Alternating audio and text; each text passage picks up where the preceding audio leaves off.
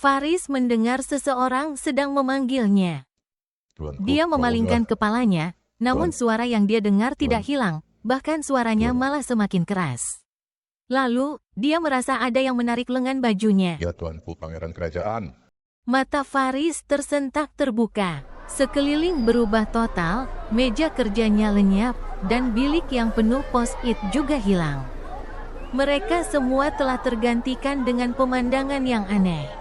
Alun-alun yang dikelilingi oleh rumah-rumah kecil yang terbuat dari bata, dan tiang gantung berdiri tegak di tengah alun-alun menjadi pusat perhatiannya. Faris duduk di belakang meja berseberangan dari tiang gantung. Tidak ada lagi kursi kerja putar yang empuk dan nyaman, namun yang ada kursi besi keras dan dingin. Beberapa dari mereka mengenakan pakaian bangsawan dari negeri barat, dan mereka berupaya menahan tawa. Gimana ini? Faris merasa bingung sebagaimana bertanya dalam hati. Sudah 3 hari berturut-turut, dia kerja lembur. Fisik dan mentalnya telah mencapai batas. Dia hanya bisa teringat merasa sangat lelah, dia hanya ingin rebahan sebentar. Ya tuanku, kumohon, nyatakanlah putusanmu. Suara tersebut adalah orang yang sebelumnya menarik lengan baju dia. Wajahnya tua, umurnya sekiranya sekitar 50 hingga 60 tahun, dan dia menggunakan jubah putih. Sepintas dia mirip banget sama Gandalf dari Lord of the Rings. Apa mimpi? Putusan? Putusan apa? Saat dia melirik sekeliling, orang yang berada sekitarnya sedang menatap ke tengah alun-alun, ke tiang gantung. Banyak warga yang juga berada di sana sedang berseru sembari menunjuk, dan ada beberapa yang bahkan melemparkan batu ke tiang gantung kepada sosok yang berada di sana. Faris cuma pernah melihat alat kematian tersebut di film-film. Tiang gantung terdiri dari 2 pilar menjulang ke atas setinggi 4 meter dari dasar. Dengan tiang melintang di antara keduanya, di tengah tiang melintang tersebut terdapat tali tebal. Bagian atas tali terikat kepada tiang melintang dan di ujung sisi lain terikat ke bagian leher dari seseorang. Di mimpi aneh ini Faris bisa melihat semua dengan jelas, yang biasanya dia harus menggunakan kacamata tebal hanya untuk melihat huruf di layar komputer. Sekarang dia bisa melihat secara detail tiang gantung sejauh 50 meter di depannya tanpa kacamata. Sosok di bawah tiang gantung, kepalanya ditutupi tudung dan tangannya diikat ke belakang. Sosok tersebut mengenakan baju abu-abu dekil yang tipis dan sudah compang-camping. Sosok tersebut sangat kurus terlihat dari pergelangan kakinya. Faris menduga bahwa sosok tersebut seorang perempuan dari bagian dadanya yang sedikit menonjol. Terlihat dari dia berdiri menggigil di angin yang dingin, namun tetap berusaha berdiri menghadapi nasibnya. Kalau gitu, kejahatan apa yang diperbuat oleh perempuan ini? Hingga harus dihukum gantung, hingga banyak warga yang begitu marah dan membencinya. Faris tiba-tiba teringat akan apa yang telah terjadi, ingatan tersebut menjawab pertanyaan. Dia adalah seorang penyihir. Mereka dianggap telah terjatuh kepada godaan iblis, dan dikenal sebagai inkarnasi dari setan. Tuanku. Orang yang mirip Gandalf terlihat tak sabar. Faris melirik ke orang tua tersebut. Ingatan Faris mengungkap bahwa dia bukan Gandalf, namun namanya adalah Juhan. Dia adalah asisten Menteri Keuangan yang ditunjuk oleh ayah Faris untuk membantu memerintahkan wilayah. Identitas Faris adalah pangeran keempat dari kerajaan jejak tinggi, dan Faris dikirim untuk memerintah wilayah ini. Dan warga dari kota perbatasan ini telah menangkap penyihir, dan para warga segera menyerahkan dia kepada penjaga wilayah. Sidang, tentu tidak. Dia langsung dijatuhkan hukuman gantung tanpa adanya kesempatan untuk banding. Hukuman mati tersangka penyihir biasanya diawasi oleh tuan tanah setempat atau pali atau pemimpin keagamaan setempat.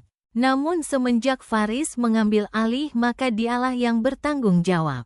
Ingatan Faris menjawab pertanyaannya sendiri satu persatu seperti ingatan yang kembali ketika lupa, ingatan yang seakan-akan miliknya sendiri.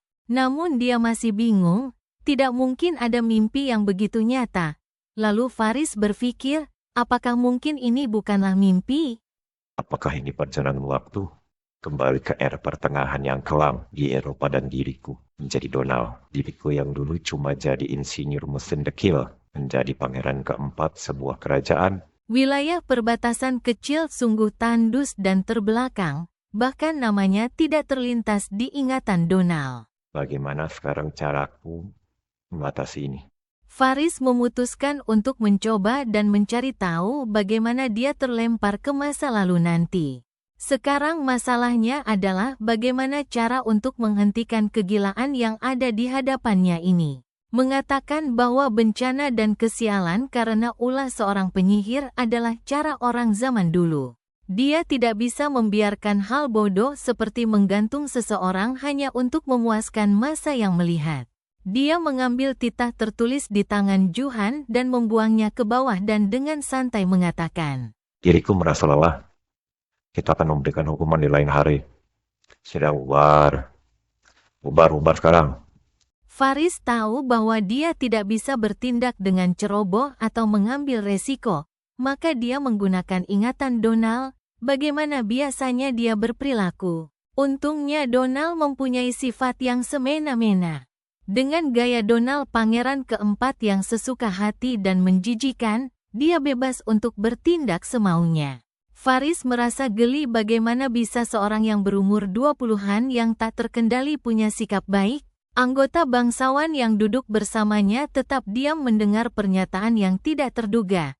Tapi pria tinggi yang menggunakan baju zirah berdiri dan membantah.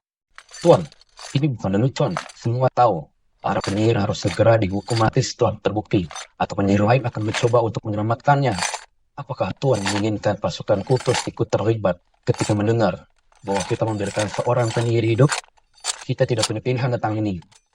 Kenapa? Takut. Mulia, pria gagah ini sebenarnya adalah komandan kesatria. Pria dengan lengan yang lebih besar daripada paha orang biasa merasa takut dengan sergapan penyihir. Benarkah para penyihir adalah pembawa pesan sang iblis? Bukankah lebih baik menangkap sekaligus banyak daripada harus satu persatu? Melihat Komandan Mulia kehilangan kata-kata, Faris melambaikan tangannya untuk memanggil pengawal pribadinya dan pergi. Mulia ragu sejenak sebelum ikut turun dengan pasukan yang berada di samping pangeran keempat. Bangsawan lain ikut berdiri memberi hormat kepada pangeran, namun Haris bisa melihat hinaan yang jelas dari mata mereka. Di istana menara utama, berada di bagian selatan di kota perbatasan, setelah memisahkan diri dari Juhan yang khawatir di depan pintu kamarnya, Faris merasa lega karena akhirnya dia sendiri. Sebagai orang yang menghabiskan 90% hidupnya berhadapan orang lain melalui komputer, berhadapan dengan semua orang secara langsung seperti baru saja terjadi melampaui zona nyamannya. Faris duduk di samping kasur dan merasakan detak jantung berdegup keras. Saat ini yang terpenting adalah mengklarifikasi situasinya. Kenapa pangeran tidak tinggal di ibu kota bahkan dikirim ke tanah tandus ini? Jawaban tak terduga datang membuat Faris membatu. Donald Singadiri dikirim karena perebutan tahta. Semuanya berawal karena proklamasi dari Raja Singadiri ketiga dari jejak tinggi kepada anak-anaknya, mengatakan, Kalian ingin mewarisi kerajaan ini? Anak pertama bukan berarti punya hak untuk menjadi raja. Hanya orang yang membuktikan bahwa mereka paling berhasil memerintah bisa mewarisi kerajaan. Sang raja memberikan wilayah untuk 5 anaknya, dan setelah 5 tahun sang raja akan memutuskan penerusnya berdasarkan tingkat kesuksesan yang ditunjukkan di bawah kendali masing-masing wilayah. Meskipun mengubah sistem siapa yang mewarisi tahta menjadi meritokrasi dan memberikan peluang yang sama terlepas dari pria atau wanita terdengar konsep yang mencerahkan. Namun masalah utamanya adalah implementasi dari ide tersebut. Apakah menjadi jaminan 5 keturunan mendapat kondisi awal yang sama? Ini bukan seperti bermain game strategi. Menurut kabar anak kedua diberikan wilayah yang lebih baik daripada kota perbatasan ini. Dan sebenarnya ketika Faris berpikir, sepertinya dari 5 wilayah tidak ada yang lebih buruk dari kota ini. Garis awalnya sudah meragukan. Dan juga Faris penasaran, bagaimana cara menilai tingkat pemerintahan? Dari populasi, kekuatan militer, standar ekonomi? Singadiri 3 tidak menyebutkan standar seperti apa atau tidak juga dia memberikan batasan sejauh mana kompetisi ini berjalan. Jika ada yang diam-diam menyingkirkan pesaing lain, apa yang harus dilakukan? Apakah ratu akan diam saja dan hanya melihat anak-anaknya saling membunuh? Ternyata setelah mengingat hal itu, ratu telah wafat 5 tahun yang lalu. Faris menghela nafas, jelas ini barbar dan era politik kelam. Dilihat dari cara mereka menghukum penyihir dengan membunuh tanpa ragu memberikan gambaran. Juga Faris berpikir kenapa dia harus jadi raja? Tidak ada internet, tidak ada hiburan zaman modern, sama seperti dia hidup bagai warga lokal. Membakar penyihir buat hiburan, hidup di kota yang semuanya membuang kotoran sesuka hati. Yang akhirnya kena penyakit wabah. Garis mulai Faris sebagai pangeran keempat cukup tinggi. Meskipun dia tidak jadi raja, dia tetap berdarah biru dan punya pasukan kesatria sendiri. Selama Faris bisa bertahan hidup, dia akan dianggap menjadi salah satu penguasa. Faris berhenti berpikir dan menuju cermin besar. Pria di hadapannya memiliki rambut coklat seperti rambut singa, yang juga sebagai ciri-ciri keturunan kerajaan, wajahnya sedikit pucat dan bentuk wajah yang normal, sempurna jika bukan karena sifat. Jika ada yang tahu bahwa ada yang aneh, mungkin nasibku sama dengan para penyihir itu. Jadi untuk enak, mulai dari sekarang, aku adalah Donald. Dalam beberapa hari, Donald mengurung diri dalam kamar, sebagaimana dia berhati-hati dan mencari cara menghadapi dunia baru ini, dengan ingatan tubuh Donald yang masih menjadi misteri. Donald bertekad bertahan hidup dari ketakutan akan lingkungan yang sangat asing baginya. Jelas Donald ingin ikut dalam dunia baru ini agar tidak dicurigai, dan pula mencari informasi sesegera mungkin. Donald merasa sangat kecewa dengan ingatan pangeran keempat, hanya bermain wanita dan minuman, selain itu tidak ada lagi di otaknya. Terus-menerus mencoba mengingat, namun nihil, tak bisa mencari informasi penting yang berguna baginya. Seperti situasi politik di negerinya, atau hubungan diplomasi, atau situasi terhadap negeri tetangga. Anehnya logika dasar, nama kota atau kejadian bersejarah sangat berbeda dengan sejarah Eropa yang dia tahu. Sepertinya berdasarkan ingatan tersebut, sebelum tubuh Donald diambil alih oleh Faris, Donald benar-benar tidak punya kesempatan mendapatkan tahta. Mungkin sang raja sadar akan hal ini, oleh karena itu pangeran keempat dibuang ke tempat terpencil untuk menghindari persaingan berdarah. Dan lagi pula apapun yang dia lakukan tak akan berdampak langsung terhadap kerajaan. Ingatan Donald selanjutnya yang terlihat adalah saudara laki-laki dan perempuannya, yang entah dia harus tertawa atau menangis. Kakak laki-laki tertua, pangeran pertama memiliki kekuatan militer di atas rata-rata. Kakak laki-laki kedua seorang yang sangat licik dan kejam. Kakak perempuannya seorang pengecut dan takut mati. Hanya adik perempuannya saja yang bisa dibilang jenius dan cerdas. Namun ini hanya pandangan dari ingatan si bodoh Donald, dia tidak tahu menahu tentang mereka lebih dalam, seperti pasukan apa yang mereka kembangkan. Siapa saja bawahan yang mereka miliki, atau ahli dalam bidang apa saja, apa rencana mereka, dan lain-lain, Donald tidak tahu apa-apa. Baru 3 bulan setelah si bodoh pangeran keempat tinggal di kota perbatasan ini, namun para bangsawan sudah tidak lagi mendekati pangeran. Mereka merasa sadar akan pangeran tidak cocok untuk menjadi pemimpin mereka. Untungnya sang raja mengirim 2 orang ahli dalam bidangnya bersama pangeran waktu pindah, sehingga masih ada harapan. Mungkin tujuan sang raja untuk agar warga setempat tidak dirugikan karena kelakuanan pangeran. Esok harinya pelayan bernama Tari membangunkan Donald, mengatakan sang juru keuangan ingin menemui Donald, merasa mungkin sudah saatnya setelah mengulur waktu. Dengan meniru gaya pangeran keempat, Donald mencolek bokong pelayan sebelum keluar kamar untuk memanggil Juhan juru keuangan. Melihat Tari tersipu malu sembari keluar kamar, Donald menyadari jika dia tereinkarnasi bukankah dia seharusnya memiliki cheat seperti sistem dalam game atau sejenisnya. Paling tidak, biasanya seperti itu, namun takdir berkata lain. Ya tentu saja novel manga yang pernah dibaca cuma fiksi belaka. Di ruang tamu Donald melihat Juhan yang gelisah. Saat Donald muncul, Juhan langsung berbicara. Ya tuanku, kenapa engkau tidak memberi perintah hukuman waktu di waktu lalu? Nah, hari ini atau besok apa bedanya? Donald menepuk tangan sembari duduk memberi isyarat agar pelayan membawakan makanan. Duduklah. Menurut ingatan pangeran keempat, komandan kesatria sangat suka menegur pangeran secara langsung, bahkan walau di depan umum.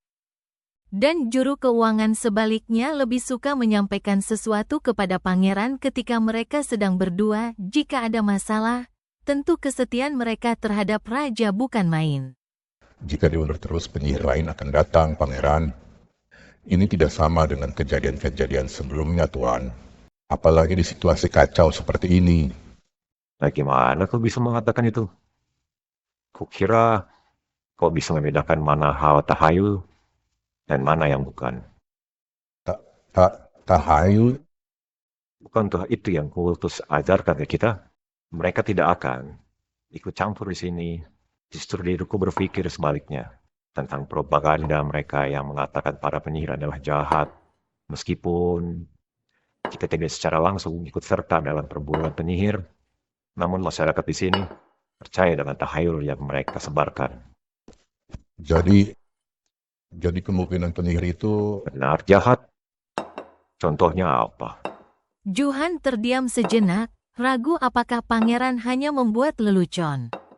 Ya, tuanku. Masalah ini akan dibicarakan nanti. Hamba tahu tuan tidak suka dengan kultus. Namun, mencari masalah dengan mereka tidak dianjurkan. Donald menaikkan bibirnya, merasa membalikkan tahayul ini tidaklah mudah dan tidak bisa secara tiba-tiba, memikirkannya nanti saja. Ketika Donald sedang sarapan, dia menyempatkan diri untuk menawarkan kepada Juhan. Kau belum sarapan kan? Makanlah dulu. Kau sudah menunggu dari sebelum matahari terbit. Donald mencoba mencari cara agar dia memiliki bawahan setia dan Juhan adalah targetnya. Jika merasa dihargai, tentu mereka akan merasa termotivasi untuk bekerja. Juhan mengambil segelas air, namun dengan gelisah dia mengatakan, Ya, tuanku. Kita juga punya masalah lain. Penjaga melaporkan adanya dugaan perkemahan penyihir 3 hari lalu di hutan bagian barat. Karena mereka terlihat pergi terburu-buru dan meninggalkan jejak, penjaga menemukan ini. Donald melihat sebuah koin, bukan koin biasa yang digunakan sebagai alat tukar uang. Dia tidak pernah melihat koin tersebut sebelumnya. Ini bukan berasal dari sini dan bukan terbuat dari besi.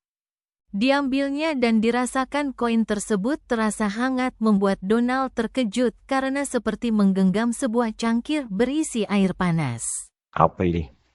Hamba kira itu hanya perhiasan yang dibuat oleh penyihir. Tapi sepertinya Juhan mengelap, keringat di dahinya terlihat gugup.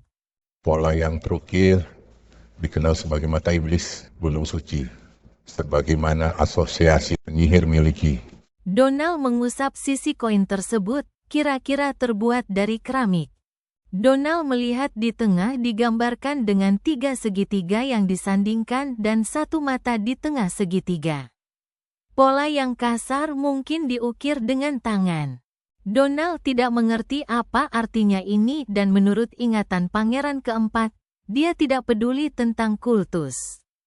Donald tidak berekspektasi bahwa Johan tahu lebih banyak, namun dia melanjutkan.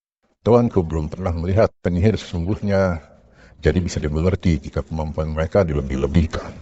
Tentu, mereka bisa terluka dan bahkan mereka bisa berdarah, dan tidaklah sulit membunuh mereka, tidak berbeda dengan manusia biasa pada umumnya. Tapi itu hanya berlaku pada penyihir yang tidak bisa melawan. Ketika mereka menerima kekuatan iblis, umur mereka berkurang, namun dengan timbal yang setimpal, mereka mendapatkan kekuatan yang mengerikan. Manusia tidak bisa melawan mereka. Ketika mereka masuk dalam tahap kedewasaan, bahkan pasukan ksatria harus rela untuk mengorbankan nyawanya hanya untuk bertahan. Hasrat penyihir sulit untuk ditutupi hingga mereka berubah menjadi antek-anteknya iblis. Oleh karena itu, kultus menyatakan keadilan suci. Jika seseorang perempuan terbukti bahwa dia memiliki kekuatan penyihir, maka sesegeralah mereka akan ditangkap dan dieksekusi mati. Sarang raja juga menyetujui putusan tersebut. Dan faktanya, tindakan tersebut sangat terbukti efektif. Dan kejadian di mana seorang penyihir mengamuk sangat menurun dibandingkan 100 tahun yang lalu. Gunung Suci atau yang kita sebut pintu neraka sebenarnya hanya ilustrasi dari buku kuno dari zaman tersebut. Donald sembari menggaruk janggutnya dan tidak percaya ketika dia mendengar hal ini. Meskipun sejarah dunia ini dan dunia asal berbeda, sejarah yang tertulis sangat mirip. Tidak dimanapun kultus dunia ini atau lain, sangat aneh. Bukankah mereka sendiri yang kaki tangannya iblis? Tidak habis pikir bagaimana seseorang bisa dieksekusi mati hanya karena mereka sedikit berbeda. Dengan menggunakan kepercayaan mereka membunuh seseorang bukankah salah? Johan melanjutkan. Tercatat di buku kuno bahwa penyihir hanya akan menemukan kedamaian sejati di Gunung Suci. Mereka akan menderita hafat tak terkendali dikarenakan sihir mereka memiliki efek samping. Tidak diragukan bahwasannya Gunung Suci pasti adalah tempat lahir kejahatan, pintu masuk menuju neraka di bumi. Hamba pikir tempat itu satu-satunya yang tidak menghukum para penjahat. Lalu, apa itu persatuan sekutu penyihir? Apa hubungannya mereka dengan Gunung Suci? Dulu sekali, semua berjalan dengan aman. Karena penyihir selalu lari melarikan diri sebelum peradilan suci datang. Dan hidup dalam persembunyian. Tapi beberapa tahun belakangan ini, persatuan penyihir muncul dan membuat semua berbeda. Mereka ingin mengumpulkan semua penyihir dan mencari Gunung Suci. Untuk tujuan inilah persatuan penyihir mengambil inisiatif untuk memancing yang lain, untuk menjadikan bagian dari mereka. Beberapa tahun belakangan banyak anak-anak perempuan, bahkan bayi yang hilang di pelabuhan Chai Bodas, diduga adalah perbuatan mereka.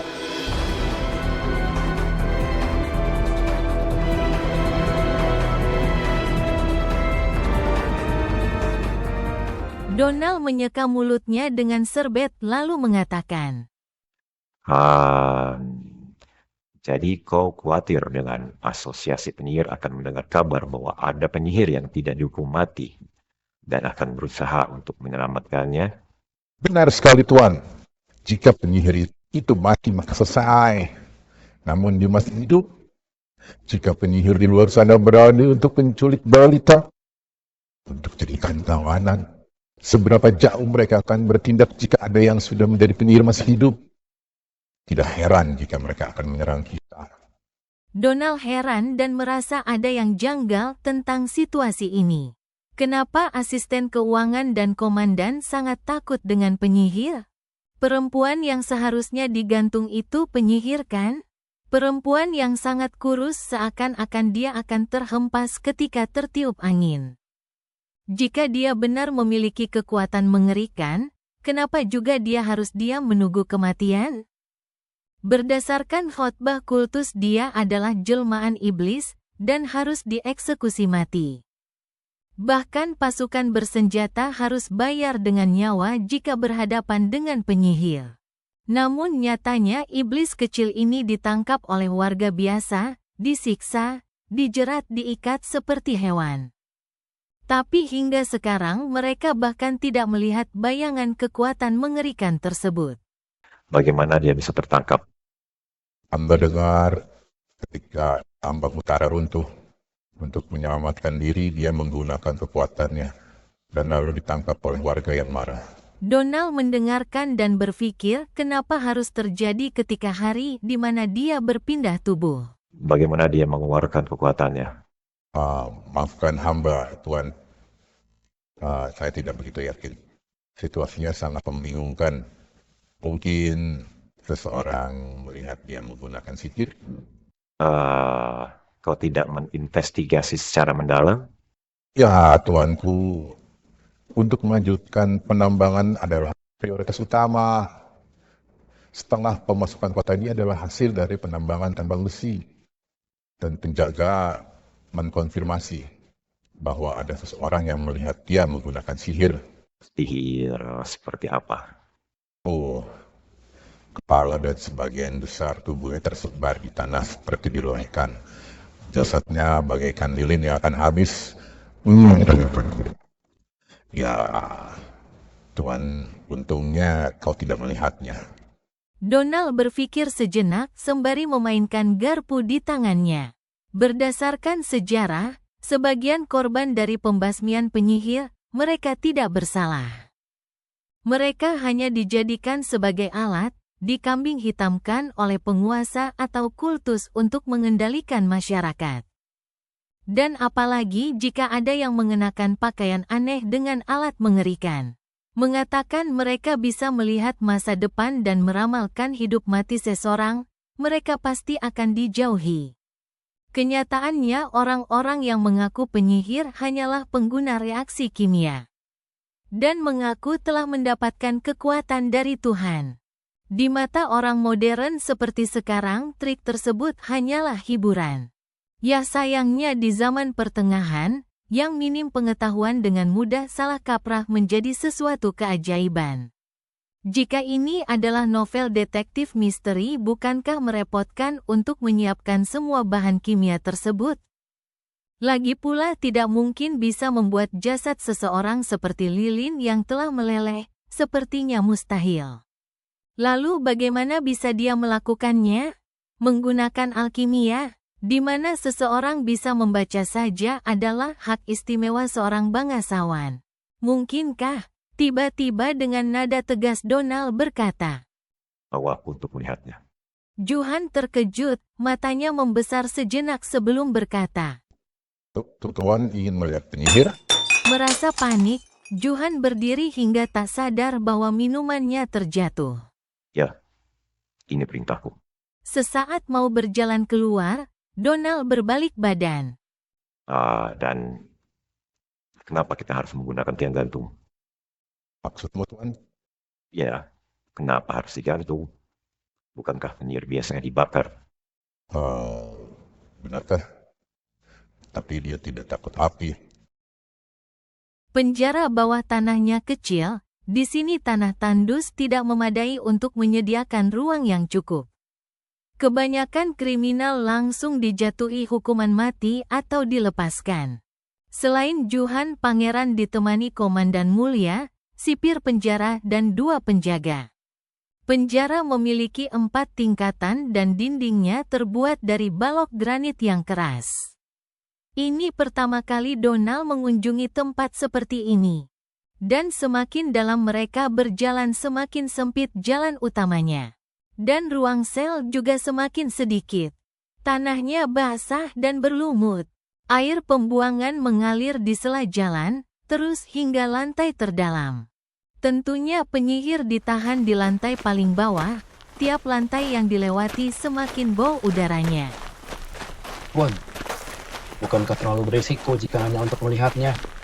Meskipun kekuatannya telah disegel oleh liontin pembalasan, tetaplah tidak aman.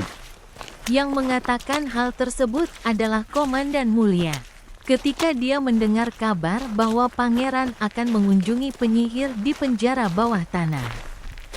Dengan lekas dia ikut dalam kunjungan dan memperingati dan berupaya untuk menghentikan pangeran. Tapi usahanya sia-sia. Pangeran acuh terhadapnya dan tetap berjalan menuju penjara. Meskipun telah mengatakan perintah raja untuk tidak mendekati mara bahaya, namun tetap percuma. Mulia bukan hanya memiliki paras yang tampan, tapi juga banyak bicara. Donald berharap ada yang menjahit mulutnya.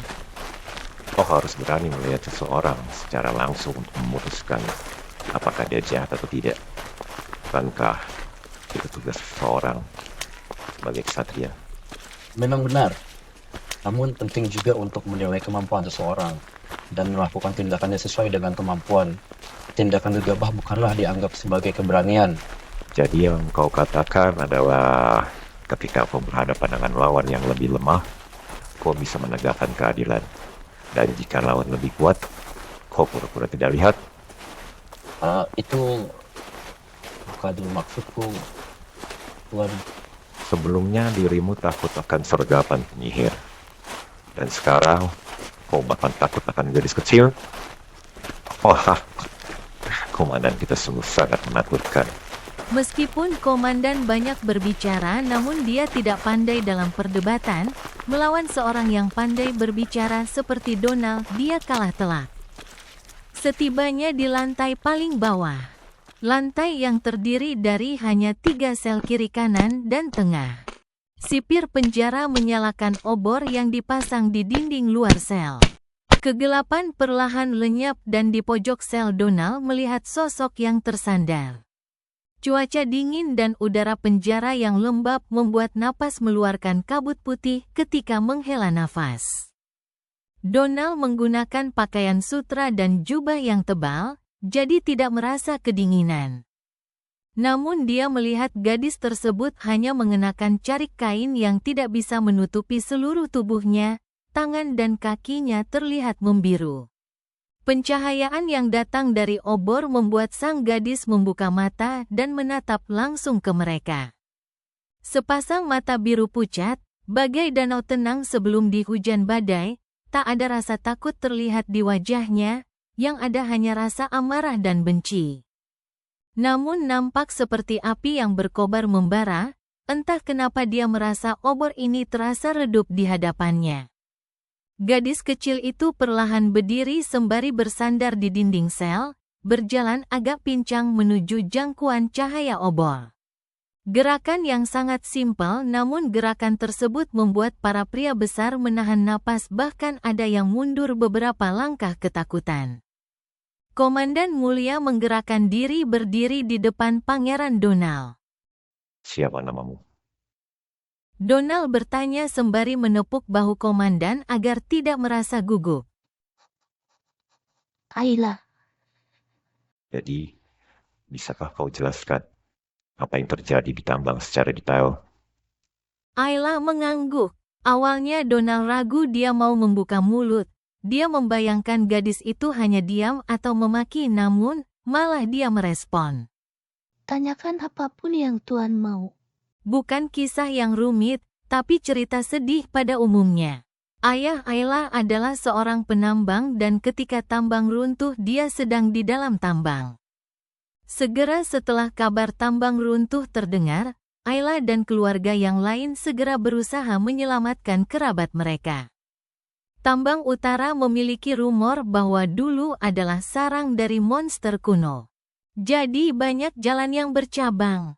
Dikarenakan pertolongan yang mengandalkan perlengkapan seadanya, para sukarela berpisah di pintu masuk. Ayla bersama dengan kedua temannya Susi dan Ani menemukan ayah tidak lama setelah menelusuri tambang. Ayla melihat ayahnya dengan kaki hancur terjepit di antara gerobak penuh logam tambang dan tidak bisa bergerak. Namun mengerikannya di sebelahnya ada seseorang penambang lain yang sedang menahan ayah Ayla di tanah dan merampok ayah Ayla. Mengambil sesuatu yang berharga. Ketika penjara tersebut melihat ada yang datang, dia mengambil sebuah palu dan mengayunkan kepada mereka. Namun sebelum penjara mendekat, Ayla membunuhnya. Kedua teman Ayla bersumpah untuk tidak mengatakan apapun tentang hal itu, dan segera menolong ayah Ayla. Namun sayangnya setelah fajar esok harinya, ayahnya Ayla melaporkan kejadian tersebut kepada penjaga, bahwa anak perempuannya adalah seorang penyihir. Ah, kenapa? Mungkin dikarenakan dia bisa menerima hadiah emas. Jika ada yang menemukan dan melaporkan adanya penyihir, mereka mendapatkan hadiah 25 poin emas. Untuk pria lumpuh, 25 poin emas cukup untuk tidak bekerja selama setengah dari sisa hidupnya. Keheningan memenuhi ruang penjara tersebut, dan tak lama Donald bertanya. Lawanmu adalah pria penambang dewasa yang kuat. Dibanding gadis kecil sepertimu, bagaimana cara membunuhnya? Pertanyaan ini membuat Ayla tertawa, bahkan membuat obor api ikut bergoyang-goyang, yang tadinya tenang seakan-akan ikut menertawakan pertanyaan Donald. Itu seperti yang kalian pikirkan. Hamba menggunakan kekuatan iblis. Diam, kau penyihir gila! Tersentak kaget sang sipir berteriak tapi nada dengan penuh ketakutan. Benarkah? Diriku ingin melihatnya. Donald bergeming lebih penasaran bagaimana Ayla melakukannya, tertarik seperti melihat trik sulap. Tuanku, ini bukanlah hal semacam milik hiburan. Komandan bergegas memperingati pangeran. Donald melangkah menjauhi kawalan penjaga, selangkah demi selangkah Donald mendekat ke jeruji sel. Semua yang takut boleh pergi. Aku tidak meminta kalian untuk tetap di sini. Jangan panik. Dia masih memakai liontin pembalasan di lehernya. Teriak Johan untuk menenangkan para penjaga, tapi sebenarnya untuk menenangkan diri dia sendiri. Kuat apapun sang iblis, mereka tidak bisa mematahkan berkat Tuhan.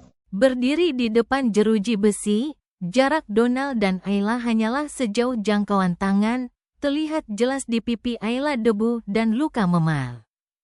Bentuk muka yang menunjukkan bahwa dia masih anak di bawah umur, namun ekspresinya tidak menunjukkan kekanakan. Bahkan seperti tidak memiliki ekspresi membuat suasana lebih mencekam. Wajahnya bagai gelandangan yang telah mengalami kemiskinan, kelaparan, kedinginan sebagai makanan sehariannya. Namun perbedaan wajah tersebut dengan gadis ini adalah sang gadis tetap tegar berdiri menatap kembali tatapan sang pangeran. Dari awal pertemuan tatapan yang dingin dan tenang menatap mata pangeran, dia tidak takut mati. Donald menyadari yang gadis ini tunggu adalah kematian. Apakah ini pertama kalinya Anda melihat langsung seorang penyihir, tuanku?